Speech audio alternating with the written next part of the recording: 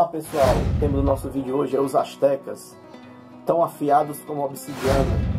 E a gente vai discorrer um pouco sobre os ameríndios, né, que também é um termo usado para esse povo que viveu aqui, né, na América pré-colombiana, também antes de Colombo, né, pré-colombiana. E mais precisamente os astecas estão na região ali da Mesoamérica, né, ali naquela região do América Central, do qual foi colônia da Espanha, né, colônia espanhola. Dessa palavra Mesoamérica ali das penínsulas de Yucatán e Copán, né, do qual antes mesmo dos astecas eram dos toltecas, na verdade, né, olmecas e toltecas eram as tribos que predominavam ali, e depois é que surgiu o grande Império Azteca.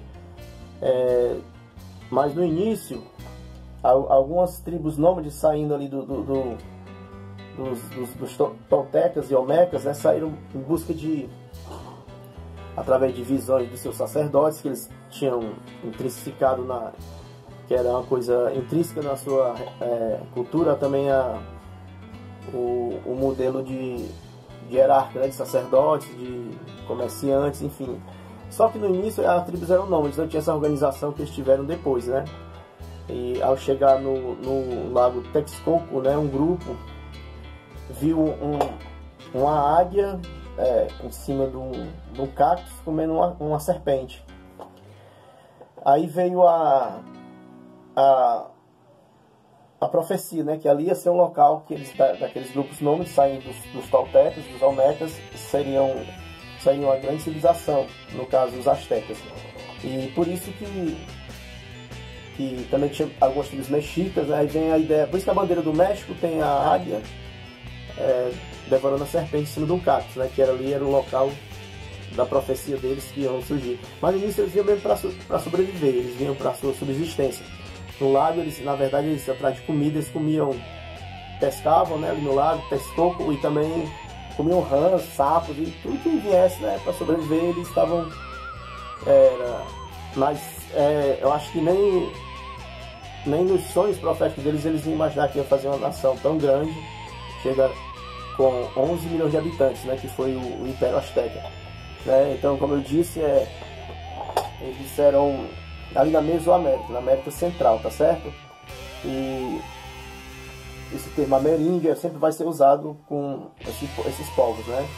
Os astecas, incas e maias, as civilizações pré-colombianas, antes de Colombo chegar na América.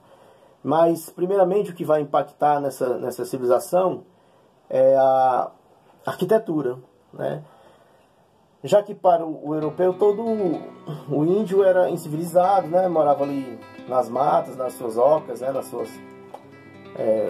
Não tinha mais. Quando eles descobriram os astecas, eles ficaram assim maravilhados, né? Porque a cidade de Tenochtitlan era uma cidade feita em cima de um lago, né? No caso, um lago, eles tinham uma arquitetura belíssima da cidade, tinham uma organização, uma praça central, templos, né? Templos de adoração, e eles ficaram Hernán Cortés, o espanhol, quando chegou aqui, ficou de sobremaneira maravilhado ao ver, mas aproximadamente em 1519, ele ficou estarrecido ao ver não esperava, né? Porque os nativos, as primeiras abordagens aqui na América, né, no Novo Mundo, por Colombo e o restante, eram pessoas que não tinham essa estrutura social, né? Os índios, até mesmo os tupis guaranis aqui no Brasil e tudo, eles não tinham. Então, pessoal, as cidades astecas já tinham esse grau de desenvolvimento, né? Eles construíam arquedutos, templos, casas, né, estradas. Eles tinham uma organização social, irrigações, né? Até a própria colheita deles tinham técnicas avançadas de extrair alimento da terra. No caso, as chipanas, que eram pequenos bambus, assim, varas, né, que eles colocavam no rio, colocavam o barro e lá faziam hectares de plantação de alimento ali dentro, flutuando no rio, e nunca faltava comida, porque ficava úmido ali aquela terra, umedecia a terra e gerava esse fruto, né, que eles propõem a plantar. Então eles tinham técnicas avançadas de agricultura, né, não tinha comida em abundância, o milho era algo assim divino para eles, né, a cultura do milho e tudo. Mas a gente vai ver aí a questão da sociedade asteca, né? Como eu já disse no início do vídeo, eles descendem dos olmecas, dos toltecas, né? Dos mexicas, né?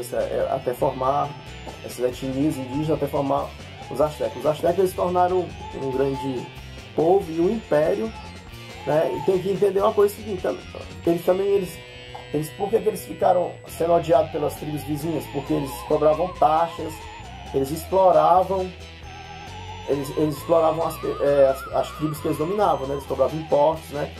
Tanto que Montezuma I e Montezuma II ficaram, vamos dizer assim, numa situação de domínio, tem uma certa glória, né? Então essa sociedade, pessoal, asteca tinha toda essa hierarquia, né? O rei no comando, na topo, né?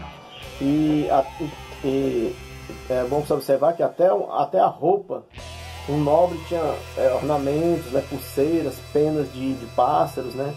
Roupas distinguia a classe social, eles se dividiam realmente em classe. Até as roupas dos nobres tinham diferenciação. E a pessoa de uma classe menor, se fosse vestir uma roupa dos nobres, eles poderiam ser punidos com a morte. Então era uma sociedade bem hierarquizada mesmo, por status social, né? Até o cabelo do guerreiro tinha que ser diferente do cabelo de um trabalhador, de um camponês. Se o camponês tivesse o cabelo do guerreiro, poderia ser morto também. Tinha seu signo, né? Cada roupa, cada peça, ornamento, dava a eles um status, né? Dava a eles assim vamos dizer assim, distinguir do outro, né? Então essa sociedade era bem complexa nesse sentido aí. Eles chegaram a ter 11 milhões de habitantes, né? Em Tenochtitlan, a cidade império dos astecas. E fica aí a questão como é que os espanhóis chegaram com um pequeno grupo, né? Hernán Cortés chegou apenas com 600 homens a cavalo. E como é que eles conseguiram dominar os astecas, já que era um povo guerreiro, né? Quando eu uso o título, né, os astecas afiados como obsidiana, estou me referindo a uma pedra vulcânica, uma pedra preta, que eles amolavam aquela pedra, faziam artefatos, né, e principalmente armas. Eles conseguiam amolar igual uma navalha aquela pedra, né? Tanto que nos rituais, esses rituais que eles subiam naquelas pirâmides escalonadas, eles cortavam com um punhal feito desse material, obsidiana.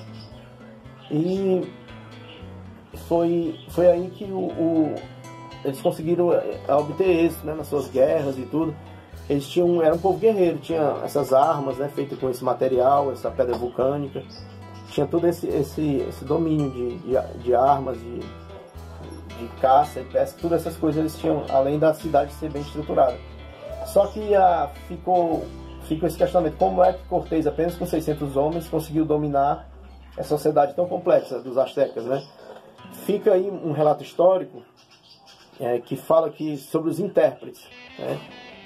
Cortés usou da estratégia de pegar um maia, se não me engano, da tribo maia, que conhecia a língua dos astecas, e ele começou a ensinar a cultura deles. O Cortés começou a aprender, né? Que eles acreditavam no Deus Sol, acreditavam que existia a vinda de um Deus que ia dominar eles. Aí o Cortés foi se aproveitando daquilo, né? Uma intérprete feminina também, tinha uma intérprete feminina que conseguiu explicar, né? Traduzir o idioma deles. Aí Cortés descobriu que a cultura asteca era rodeada de inimigos, tribos inimigas. Então Cortés fez acordos com os inimigos ao redor dos astecas. Eles tiveram medo dos cavalos espanhóis, acharam que eram criaturas magníficas, né? E os espanhóis chegaram montados nesses cavalos. E Cortés, como tinha uma barba, ele achava esse Deus que eles acreditavam que voltaria para dominar 52 anos e aparecer em 52 anos, manifestação dessa divindade, né? E aparecia esse Deus de barba, que chamava Quetzalcoatl, né? Um nome complicado de falar. É um nome que chama de traduzindo, né? Da linguagem asteca, traduzindo para nosso idioma, quer dizer a serpente de pluma, né? Quetzalcoatl, um nome asteca para esse Deus. E com os espanhóis chegando, nesse imaginário deles, nessa mitologia deles, eles começaram a achar, alguns astecas achar que aquilo era divino, né? Um homem montado no cavalo, branco, de barba. E os espanhóis se aproveitaram disso, né? Lógico que eles queriam ouro, né? Diz que a cidade de Tenochtitlan era ornamentada com ouro e prata, né? Tem a famosa mina de prata na Espanha também, que ficou ali pro lado mais onde hoje é a Bolívia, né? Que é a Potosí, que era uma grande mina de prata, onde morreu muita gente trabalhando lá, obviamente os nativos, né, para extrair a prata. Então essa caravana espanhola vinha com esse objetivo, o ouro e a prata, né, que era o metalismo, né. E no contexto histórico, o pessoal global da época, a Europa era medieval, estava nessa parte do feudalismo, né, a Idade Média na Europa, reis, grandes navegações, a Idade de metais, metalismo, que eles queriam moedas para levar para a coroa espanhola, para confeccionar o ouro e a prata, né, a moeda corrente de lá. Então no período, na Europa era o feudalismo, no Oriente Médio era o islamismo, estava expandindo, né, Maomé e a expansão islâmica. E aqui na América, Incas, Astecas e Maias e as tribos. Essa é a Idade Média da América, né, uma visão global do período é essa. A Idade Média, o feudalismo na Europa, as grandes navegações, a América, os ameríndios, né, pré-colombiano, o Novo Mundo, e lá no Oriente a expansão islâmica. Esse era o contexto histórico da época, né? Então a sociedade asteca, além de ser guerreira, tinha esses rituais, eram comuns, né? Só que fica um questionamento também atual pra gente, né? Se eles naquela época, até político, um questionamento político, naquela época eles não tinham a menor ideia ainda do que era socialismo, que era capitalismo, né? Que veio a partir do século XVIII, a primeira revolução industrial, eles não tinham ideia do que era o capitalismo, né, o socialismo, e por que é que eles se dividiam em classes, né? Porque tinha as classes dos nobres, que até pela roupa, você não poderia ter a mesma roupa de um nobre, você poderia ser morto. Fica esse questionamento, né, uma visão mais, assim, vamos dizer, antropológica, né, sobre o sistema. Será que o sistema, a gente fala do sistema, é o sistema capitalista, o sistema comunista, né? Hoje em dia o debate político circunda muito nessas questões. Naquele tempo não tinha isso, e eles se dividiam em classes. Tinha uma classe que dominava a outra, uma tribo dominava a outra, tinha os impostos, né? Tinha visões imperialistas, né? Então, de onde é que vem essa ideia, né? Para a gente pensar, a gente passa por um debate mais antropológico, né? Será que o sistema tem a ver com o homem? Será que independente de comunismo ou capitalismo, o sistema é o próprio homem? É uma coisa a se pensar, né? Tem que usar esse debate não só pela política, né? Mas também pelo costume, né? Será que o homem ele gosta de exercer domínio quando ele tem um poder? Aquela frase de Montesquieu, né? Que quando o homem tem poder vai abusar dele, né? Por isso que tem que dividir os poderes. Ou então o próprio Thomas Hobbes vai falar que o homem é o lobo do homem, né? Ele vai dizer que o homem ele tem essa coisa de fazer mal ao próprio homem, ele é o predador do homem, o homem é o lobo do homem. Ou então aquela frase muito conhecida do Aristóteles, né? Na Grécia Antiga, que o homem é um animal político. Então a política deles, dos astecas, embora não tivesse a sofisticação que nós temos hoje, né? Partidária, essas coisas, mas ele já se dividia em classes. Tinha uma classe que dominava a outra, tinha um que não podia vestir a roupa do outro. Eles eram muito hierarquizados por classe social mesmo, né? Um exercia o domínio do outro. Então a discussão do sistema não é para que Montezuma chegasse ao poder, era necessário mostrar bravura, né? Geralmente eram os guerreiros que chegavam ao topo da hierarquia social, né? Tinha os guerreiros, os sacerdotes. Geralmente o sacerdote era guerreiro também, mas tinha mais funções religiosas, né? Tinha os artesãos, né? Os escravos ali, os dívidas e tudo. Mas para chegar ao topo da hierarquia, né? O qual Montezuma ele tinha que capturar guerreiros das tribos vizinhas, né? Valentes, assim, vivos. Aí eles eram considerados grandes nobres, né? Porque eles capturavam vivos exatamente para aqueles rituais que eles faziam, né? Que se assemelha ao ritual da antropofagia aqui dos índios brasileiros, né? Só que era diferente, tinha uma elevação ao Deus Sol e também tinha que tirar o coração do guerreiro, né? Para oferecer aos deuses, né? O daqui da América do Sul era diferente, tinha que comer o coração para mostrar a valentia do guerreiro passar para ele. Tinha uma pequena diferença aí. Mas era considerado um ato de bravura, né? Então, pessoal, o sistema asteca tinha toda essa sofisticação, né? Que acabou ruindo pelo domínio dos espanhóis, né? Hernán Cortés conseguiu dominar, como eu falei anteriormente, com a ajuda das tribos inimigas e vencer os astecas, dando assim ao fim do império da dinastia Montezuma, né? Mas ficou esse legado aí maravilhoso, né? Que hoje ainda é um ponto turístico. Você vê o México, né? Sentado ainda, a bandeira do México preserva essa cultura, né? Esses ameríndios que deixaram será que eles são um elo perdido, né? Porque os europeus, achando que ia encontrar apenas índios vivendo seminus ali, ou sem organização, e se deparam com os astecas, os maias, né? E os incas, eles ficam uma espécie de elo perdido, né? Como foi que eles conseguiram, né, dominar as construções, dominar, né, outras tribos pela sofisticação da sua organização social, né?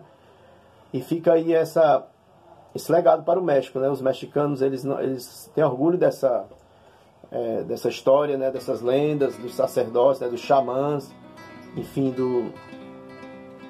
da origem, né, do povo guerreiro, né? Os astecas, e também muito sofisticado para a época, né? Para a Idade Média ter... só para ter uma ideia, segundo alguns relatos históricos, os astecas, eles tinham até sistema de irrigações que eles tomavam banho com água mineral, saindo assim das montanhas, descendo, enquanto os europeus eram mais até sujos, né? Na Idade Média, por isso que a peste negra se expandiu muito na Idade Média, porque os europeus os astecas tinham até mais limpeza do próprio... Aí você tira aí a questão, né? Quem era civilizado, né? E fica a questão final para encerrar o vídeo, né? Foi descoberta, encontro ou invasão, né? Até mais, pessoal. Até o próximo vídeo. Historiando, professor Pérez. Tchau.